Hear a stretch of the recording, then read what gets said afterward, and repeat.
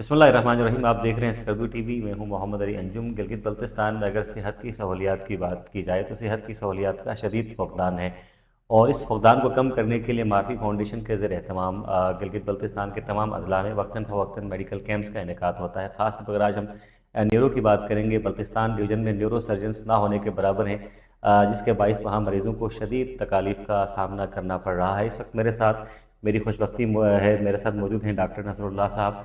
किसी तारुफ के मोहताज नहीं है, वतन अजीज़ के नामवर न्यूरो सर्जन हैं और वक्तन फ़वक्तन स्कर्दू भी आते रहते हैं। सर, बहुत शुक्रिया।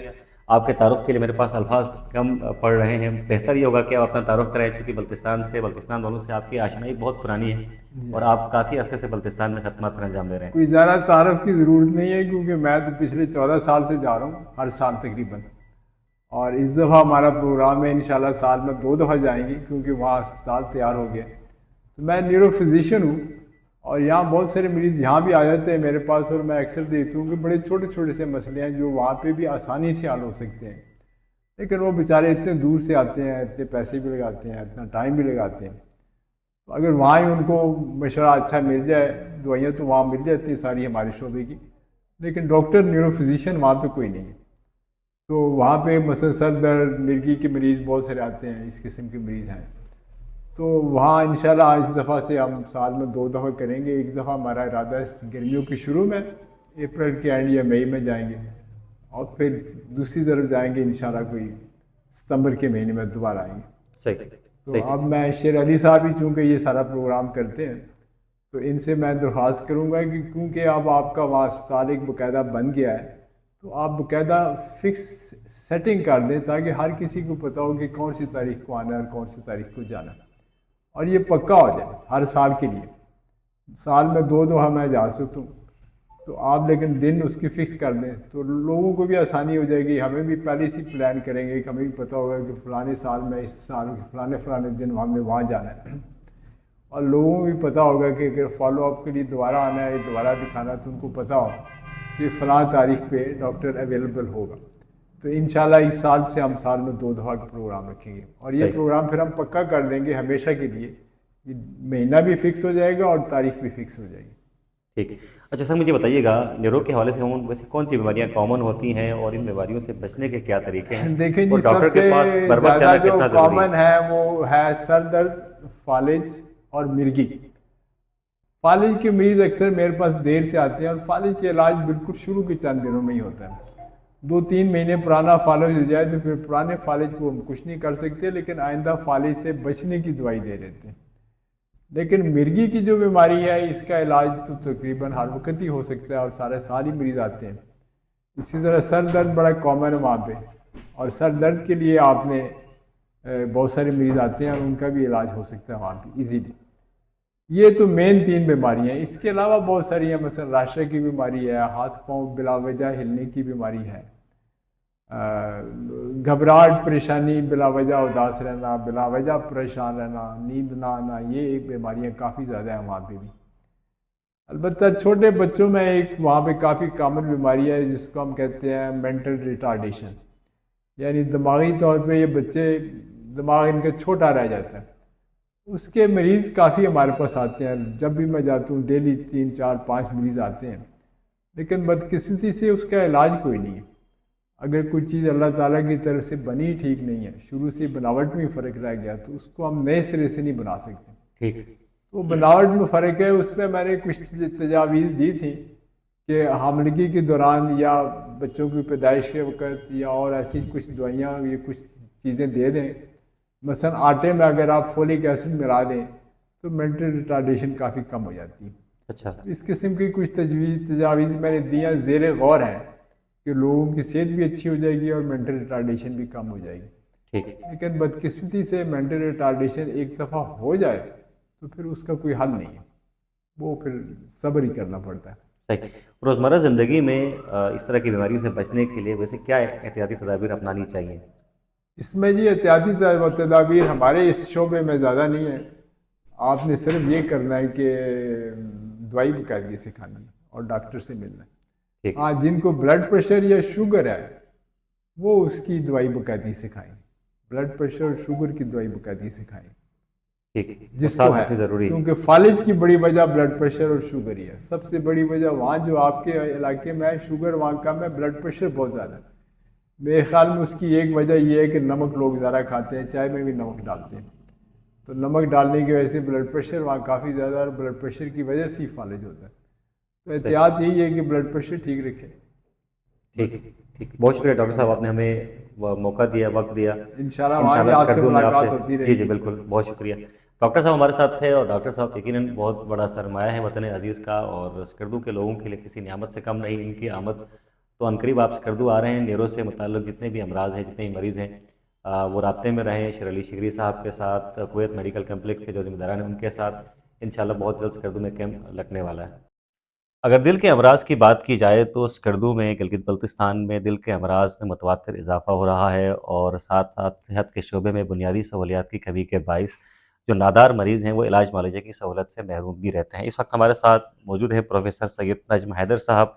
किसी तारुफ के मोहताज नहीं हैं, आप चाइल्ड अस्पताल लाहौर के कार्डियोलॉजी डिपार्टमेंट के हेड हैं, और बल्तिस्तान वालों से इनकी आशनाई कोई नई नहीं है। बल्तिस्तान आते रहते हैं, बल्तिस्तान वालों की बड़ी खिदमत की है, और साल रवां भी प्लान कर रहे हैं कि बल्तिस्तान आएँ, चूँकि बल्तिस्तान में जो दिल के अमराज हैं उनके लिए डॉक्टर्स तो मौजूद हैं, लेकिन आबादी के तनासब के एतबार से डॉक्टरों की जो सहूलियात हैं वो बहुत कम है। और साथ साथ कुवैत मेडिकल कम्प्लेक्स का भी इफ्तिताह हो चुका है, वहाँ पर भी आप बाकायदगी के साथ आते हैं। तो डॉक्टर साहब, जिस तरह मैंने अपने इब्तिदाइये में कहा, आपसे आशनाई बल्तिस्तान वालों की मुझसे ज़्यादा है, आप बल्तिस्तान वालों को मुझसे ज़्यादा जानते हैं। ज़रा फरमाइएगा, कितने अरसे से बल्तिस्तान मेडिकल कैंप के लिए आने जाने का सिलसिला आपका जारी है? माशाल्लाह जी, ये पिछले कोई 8 या 9 साल हो गए, और बाकायदगी से साल में एक हमारा विजिट होता है जहाँ पे हम स्क्रीन आउट करते हैं उन बच्चों को या बड़ों को जिनको पैदाइशी दिल का नुक्स होता है, और फिर स्क्रीन करके उनकी ट्रीटमेंट के लिए उनको फिर हमें बाकायदा लाहौर लाना पड़ता है। कुछ जब मैं पिंडी में रहा तो कुछ को मुझे पिंडी ले जाके ऑपरेट करवाना पड़ा है, या एंजियोग्राफी के ज़रिए इलाज करना पड़ता है, तो एंजियोग्राफी के ज़रिए उनका इलाज करते हैं। और कोशिश यही होती है कि जितने इलाज हो जाएं बेहतर है, क्योंकि ज़्यादातर मरीज़ गरीब होते हैं, और गरीब मरीज़ों का मसला यही होता है कि इसकी दवाइयाँ, इसका इलाज बहुत महंगा होता है। ये आम बीमारी से इनके इलाज के खर्चे ज़्यादा होते हैं, तो ये काफ़ी सारे वो मरीज़ हैं जो ये बर्दाश्त नहीं कर सकते। तो उसमें फिर यही है कि माशाल्लाह कुवैत मेडिकल सेंटर और मार्फी फाउंडेशन की मदद से होती है, वो हमारे लिए फाइनेंशियली भी हेल्प करते हैं, और फिर दूसरा है कि इतनी दूर लाने के बाद उनका खाना पीना, रहाइश का मसला भी होता है। तो अल्हम्दुलिल्लाह मार्फी फाउंडेशन एक बहुत बड़ा इदारा है जो इनको माली तौर पे भी और बाकी तौर पे भी सपोर्ट करता है, जिसके साथ ये लोग इधर आते हैं और इनका हम इलाज करते हैं। सही। सर, दिल में सुराग होना यकीनन एक ऐसी बीमारी है जिसके हवाले से लोग मुख्तलिफ आरा भी देते हैं, तो हम परस्ती का भी शिकार होते हैं। दिल में सुराग होना क्या जेनेटिकल है, या फिर इसके कोई मेडिकल रीज़न्स भी हैं? हाँ, ये बड़ा इम्पोर्टेंट क्वेश्चन है। असल में ये मोरिसी ज़्यादा होता है। क्यों? क्योंकि जीबी हो गया या केपीके हो गया, यहाँ पे ख़ानदानी शादियों का रिवाज बहुत ज़्यादा है, और 80% की जो प्रॉब्लम है वो हमारे ख़ानदानी या मौरूसी चल रही होती है। मगर जो कार्डियक प्रॉब्लम हमारे 20 से 30% है वो है जो किसी भी बच्चे में वैसे भी आ सकती हैं, जिसमें ख़ानदान का या मौरूसी का उसमें अमल दखल नहीं होता। और पूरे पाकिस्तान का डाटा ये करता है कि हर साल 40,000 बच्चे, सब पूरे मुल्क में जिसमें जीबी भी शामिल है, रोज पैदा हो रहे हैं दिल के अमराज के साथ। अच्छा। तो मतलब है कि ये मरीज एडअप होते चले जा रहे हैं, कम नहीं हो रहे। कम नहीं हो रहे। और फिर तीसरी बड़ी इंपॉर्टेंट चीज ये है कि हमारे पास कार्डियक सेंटर हैं, मगर जो बच्चों के दिल के कार्डियक सेंटर है वो बहुत कम है, और डॉक्टर भी लिमिटेड है और गिने चुने हैं। तो इतने बड़े पॉपुलेशंस के लिए लिमिटेड सोर्स, लिमिटेड आपके डॉक्टर्स, लिमिटेड एक्सपर्ट्स और सर्जन्स होने की वजह से इनके इलाज का क्यू बड़ा लंबा होता है, इनको इंतजार बेचारों को बहुत करना पड़ता है। ठीक, ठीक। सर, जिस तरह भी आपने इलाज की बात करी, इलाज के प्रोटोकॉल्स भी बहुत ज़्यादा हैं, बड़े इक्विपमेंट्स चाहिए होते हैं, और आप स्कर्दू काफ़ी अरसे से आ रहे हैं। इंतज़ामात कैसे करते हैं सर वहाँ पर, कम वसाइल के अंदर रहते हुए? उसमें ये बड़ा इंपॉर्टेंट है कि हमने इसको चलना कैसा। मेरी तो ख्वाहिश है कि स्कर्दू में ही हम इंस्टीट्यूशन डेवलप करें और बनाएं। देखें, एक बंदे का वहाँ जाने का फ़ायदा नहीं है जब तक मैं वहाँ के लोगों को, डॉक्टर को, सिस्टर्स को ट्रेन ना करूँ। कम से कम ये है कि टाइम पे अगर बीमारी पिक हो जाए और मालूम हो जाए तो उसको बर वक्त इलाज करना आसान होता है। ये ऐसी है जैसे हार्ट अटैक, चेस्ट पेन हुआ और एक एडल्ट का हार्ट अटैक हो गया, अब उसको गिलगत से पिंडी रेफर करके मारने वाली बात है। तो कम से कम आपके डॉक्टर इंस्टीट्यूट इतना तो हो कि उसको इमरजेंसी ट्रीटमेंट मिल सके। तो अल्हम्दुलिल्लाह मुझे अब इस बात की खुशी है कि वहां पर एक दो एडल्ट कार्डियोलॉजिस्ट हैं जो इंटरेस्ट शो करते हैं और मैंने उनको ट्रेन किया आहिस्ता आहिस्ता। माशाल्लाह। अब अल्हम्दुलिल्लाह ये पिछले साल से हमने कोयत मेडिकल सेंटर बना लिया है। तो अब उम्मीद है कि मेरी ख्वाहिश है कि वहां पे मैं सीसीयू सेकंड स्टेज और थर्ड स्टेज पे वहां पे एंजियोग्राफी वगैरह मशीन लगाऊं कि आहिस्ता आहिस्ता मैं वहां पे काम लोगों को सिखाना शुरू करूं। सही। आपने खुद अपनी गुफ्तगू में फरमाया कि ये बहुत महंगा इलाज है और अफोर्डेबल नहीं है, तो गरीब और नादार जो पेशेंट्स हैं वो कैसे इसको अफोर्ड कर सकते हैं? डेफिनेटली नहीं कर सकते। अगर आप पूछे तो हमारे लिए भी बड़ा मुश्किल है कि अगर अब मेरे घर में भी किसी को मसला हो तो इतना महंगा इलाज बड़ा मुश्किल हो जाता है। एज अ डॉक्टर भी मैं आपको बताऊं, इसके अंदर हमें फाइनेंशियल सपोर्ट चाहिए, सोशल वेलफेयर के इन्वॉल्वमेंट, गवर्नमेंट के इन्वॉल्वमेंट और लोगों के मौखर लोगों के इन्वॉल्वमेंट चाहिए जो है कि उन लोगों को हेल्प कर सके फाइनेंशियली और हमारा सामान मंगवा के दे सके। क्योंकि देखें पैसा तो है, अगर सामान नहीं हम ला के वहां तो इतनी दूर सेंटर में रख सकते या हम मशीन नहीं ला के रख सकते जो टेक्निकली हम पिक कर सके तो फिर वो यूजलेस हो जाता है। वो यही बात है ना कि हम एक मस्जिद बना दे और नमाजी ना हो तो कोई फायदा नहीं। तो उसके स्टेप वाइज यही कि हम पहले लोगों को ट्रेन करें, फिर हम वहाँ इक्विपमेंट लेकर आए और थर्ड स्टेज के ऊपर हम प्रॉपर उनका इलाज शुरू कर सकें। ठीक। अभी आप कम के सिलसिले में स्कर्दू जाते रहते हैं और यकीनन बहुत सारे पेशेंट्स का आप ऑपरेशन भी करते हैं। ऑपरेशन के बाद दूसरा मरहला जो है वो फॉलो अप का होता है, तो फॉलो अप के लिए क्या प्रोसेस होता है? फॉलो अप के लिए भी बिल्कुल आपको ट्रेन मेडिकल पैरामेडिक्स स्टाफ चाहिए होता है और वो हर पैरामेडिक्स या जो सिस्टर्स हैं वो उसको मैनेज नहीं कर सकते, तो उनको ट्रेन करना पड़ेगा। ठीक ठीक। 2024 यकीनन बड़ा साल है, इलेक्शंस हो चुके हैं, तब्दीली आ चुकी है। आपका क्या प्लान है? स्कर्दू की तरफ रुख कर रहे हैं इस बार? कितने 2024 हाँ जी अभी है, देखते हैं अल्लाह खैर करे। हमारी तो मतलब उम्मीदें होती हैं और उम्मीदों के अलावा कोशिश होती है कि जितने पेशेंट्स वहाँ, अब लोगों को नो हाउ बढ़ता जा रहा है। शुरू में तो बहुत ज्यादा पब्लिसिटी करनी पड़ती थी, अब जो पेशेंट्स आते हैं अब उनको पता है कि जी टीम इधर आती है साल में एक आध दफा और वहां पे वो खुद आसपास जितने लोग होते हैं उनको बताते हैं और रेफर करते हैं और मरीज आते जा रहे हैं और बढ़ते जा रहे हैं। क्योंकि अब मरीज बढ़ गए हैं तो अब मेरा ये है कि अब साल में एक की जगह 2 दफा हम वहां पे अपने टीम को भेजें जो जाके इनको कलेक्ट करें। और उसी तरह हमारे प्लान यही होता है कि हम 6 महीने के टारगेट के ऊपर जो मरीज हमने देखे होते हैं उनको प्लान करके पहले 6 महीने में हम एक ग्रुप को फारिग करें और अगले 6 महीने में जो दूसरा विजिट हो उसमें। और सर्दी तो आप लोगों की बहुत होती है, जो बच्चे दिल के सुराख या दिल के मसलों के साथ होते हैं उनके लिए नमूनिया जानलेवा होता है।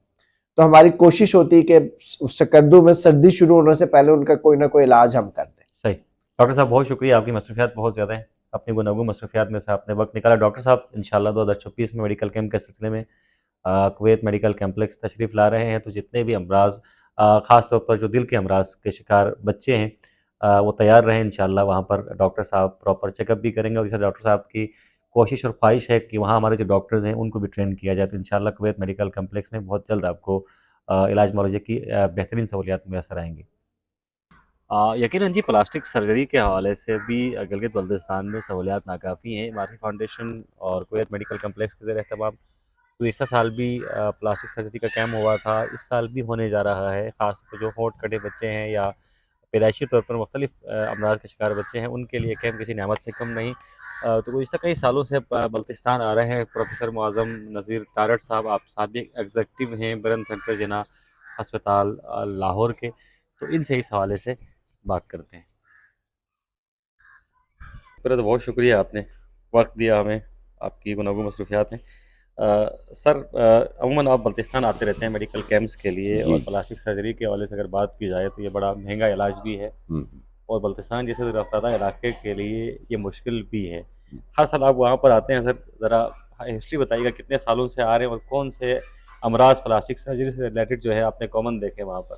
जी, पहली दफ़ा जो हमने कैंप किया ना 2008 में हमने वहाँ पे कैंप किया था और उसके बाद सवाए जो कोविड की एपिडेमिक थी उसमें एक साल हम नहीं आ सके, उसके अलावा हर साल ये कैंप होता है और इनफैक्ट 2 दफ़ा इस तरह भी हुआ कि हमें साल में 2 मरतबा ये कैंप करना पड़ा है। ये कैंप जो है ये अमूमन 8 से 10 दिन की ऊपर मुहित होता है और इसमें 10 से 12 लोग जिसमें प्लास्टिक सर्जन्स, बेहोशी के माहिर एनेस्थेटिस्ट और इसके अलावा हमारा support staff, technicians, nursing staff, ये लोग हमारे साथ होते हैं। और जो इसके कोऑर्डिनेटर हैं शेर अली साहब, वो हमारे साथ जो इस कैंप को वहाँ पे कोऑर्डिनेट करने के लिए ज़रूर आते हैं।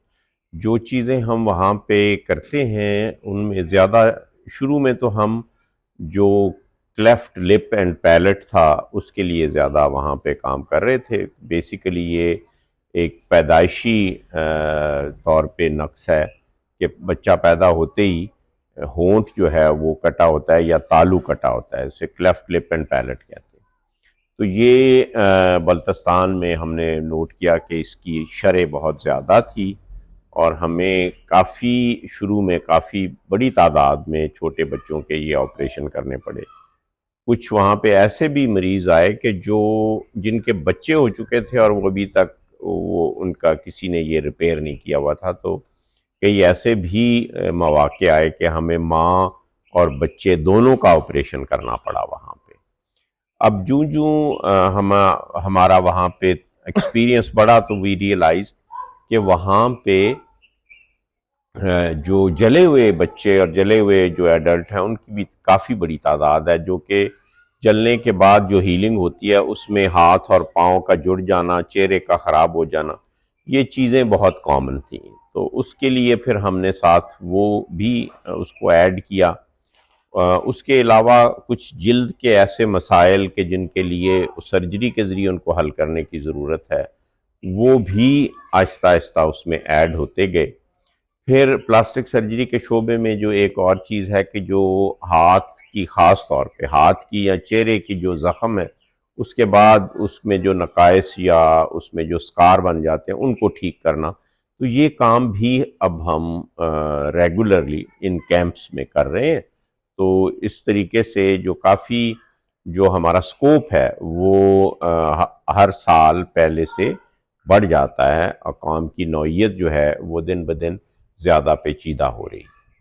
अच्छा सर, इसमें 2 सवालात एक साथ करना चाहूँगा। एक तो फैसिलिटीज़ की अगर हम बात करें, चूँकि आप ऑपरेशन के लिए वहाँ पर आते हैं तो फैसिलिटीज़ भी वहाँ पर बहुत कम है। हम्म। तो कम फैसिलिटीज़ के अंदर रहते हुए कैसे इन केसेस को देखते हैं? और दूसरा सवाल, चूँकि दूर-दराज़ इलाकों से लोग आते हैं, ख़ास तौर पर ये जो होंठ के कटना या फिर जो दीगर अमराज़ हैं बच्चों के, वो मुख्तलिफ़ इलाकों से आते हैं, तो 1 हफ़्ते के अंदर-अंदर उन तमाम मरीज़ों को एकोमोडेट करना कितना मुश्किल है और किस हद तक एकोमोडेट कर पाते हैं उन्हें? ठीक।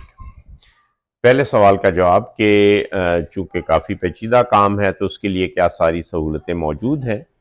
तो चूँकि अब काफ़ी 15 साल के अरसे से ये काम हो रहा है तो हमें अब इसका तजर्बा है। फ़िलहाल तो मारफी फाउंडेशन के ताउन से अब्दुल्ला हॉस्पिटल में हमने ये सेटअप बनाया हुआ है तमाम कैंपों का। तो प्लास्टिक सर्जरी कैंप के लिए कुछ जो मखसूस औज़ार और इंस्ट्रूमेंट चाहिए होते हैं वो हम अपने साथ ले आते हैं। कुछ चीज़ें ओवर द ईयर्स हमने वहाँ पे भी इकट्ठी कर ली हैं फाउंडेशन के ताउन से। तो वो हमारा जो जिन ऑपरेशंस के लिए हम मुनासिब समझते हैं कि वहीं हो सकते हैं, वो सारे के सारे जो उसके लिए जो भी साजो सामान चाहिए होता है वो हमने वहाँ पे पूरा किया हुआ है। कुछ पेशेंट्स ऐसे होते हैं कि जिनका हमें पता है कि औज़ार के बावजूद इतनी ऐसी सहूलतों के साथ उनका ऑपरेशन करना गैर मुनासिब है और हम उनकी मुनासिब केयर नहीं कर सकेंगे। तो उन पेशेंट्स को फिर मारफी फाउंडेशन के ताउन से जिन्ना हॉस्पिटल लाहौर में और उसके बर्न सेंटर में शिफ्ट करके तो उनकी जो ज़्यादा पेचीदा ऑपरेशन है वो हम यहाँ पे जिन्ना बर्न सेंटर में कर लेते हैं। उसके अलावा अब जो एक अच्छी खबर है वो ये भी है कि कुवैत मेडिकल सेंटर जो है उसमें हमने उसका जो पहला मरहला है उसकी वो मुकम्मल होने पे इंशाअल्लाह हम उम्मीद करते हैं कि इस साल हम जो प्लास्टिक सर्जरी का कैंप है वो कुवैत मेडिकल सेंटर में करेंगे और उसमें जो एक इंतहाई मुनासिब हद तक और बड़ी आला दर्जे की जो सहूलियात हैं वो फराहम होंगी, और ये जिस मुश्किल का आपने ज़िक्र किया ये भी इंशाअल्लाह हल हो जाएगी। जो आपका दूसरा सवाल था कि हफ्ते में हम ये काम कैसे मुकम्मल करते हैं, तो उसके लिए हम अमूमन एक तो हमारी एडवांस टीम होती है जो हमें पहले पेशेंट्स को देखने के बाद हमें बता देती हैं कि इतने पेशेंट्स हैं, उनको हमने कितने दिनों के ऊपर तकसीम करके उनका काम करना है। कुछ ऐसे मरीज़ होते हैं जो ज़्यादा पेचीदा हैं, उनको फिर जिना बर्न सेंटर के लिए उनका इंतज़ाम किया जाता है, और कुछ जो बहुत ज़्यादा जो वेट कर सकते हैं उनको फिर नेक्स्ट कैंप के लिए रख लेते हैं।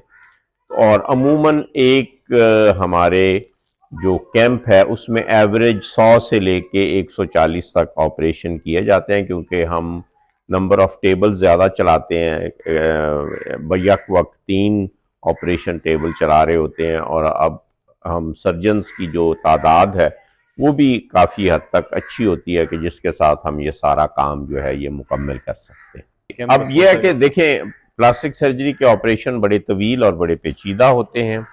अब कुछ सालों से हम बैरून मुल्क से भी प्लास्टिक सर्जन जो कि इंटरनेशनल रिप्यूट के लोग हैं उनको भी अपने साथ शामिल कर रहे हैं, तो इसमें काफ़ी मेजर अखराजात भी इन्वॉल्व होते हैं, और हम वहाँ पे ये जो अखराजात हैं ये वहाँ के लोकल पेशेंट्स के ऊपर मुंतकिल नहीं करना चाहते। यही मकसद है इस सारी एक्सरसाइज का। तो इस सिलसिले में जो स्पेशली प्लास्टिक सर्जरी के कैंप्स हैं उनके लिए जो हमारे मोहतरम अब्दुल फतह मारफी साहब हैं, जो कि मारफी फाउंडेशन के रुए रवां भी हैं, उनके ताउन से ये पिछले कई सालों से ये प्रोग्राम जो है ये स्पॉन्सर हो रहा है, और उनकी तरफ से ये इंतहाई फ़राख दिलाना ऑफ़र है कि इसमें जितने भी अखराजात हों वो बर्दाश्त करने को तैयार हैं। तो इसके लिए हम उनके बहुत ममनून और शुक्रगुजार। सही। तो कब तक स्कर्दू आ रहे हैं सर कैंप के लिए? जरा ये इंशाल्लाह इस दफ़ा 2 करने हैं हमने, एक मई में और दूसरा सितंबर में।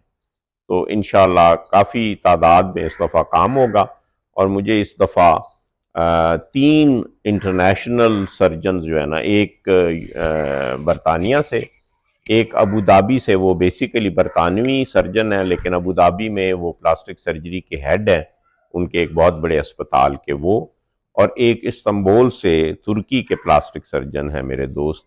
ये 3 इंटरनेशनल सर्जन हैं जिन्होंने वादा किया है कि वो आएंगे और हमारे साथ शामिल होंगे।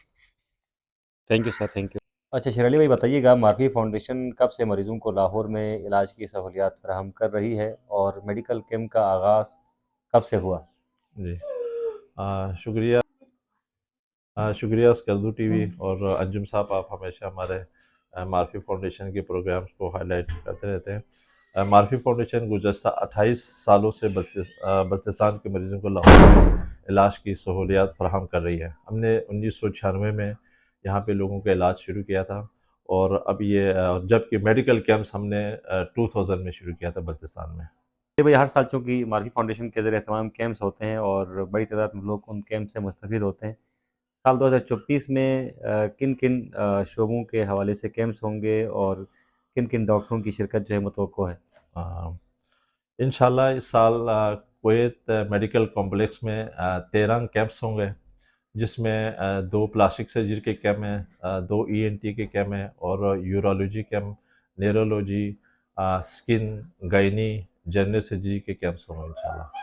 बहुत शुक्रिया। और वहाँ पे जदीद जो इक्विपमेंट इंशाल्लाह वहाँ पे इंस्टॉल हो रहे हैं, और जदीद तरीक़ेकार के तहत इंशाल्लाह मरीज़ों को वहाँ पे इलाज की सहूलत फराहम की जाएगी।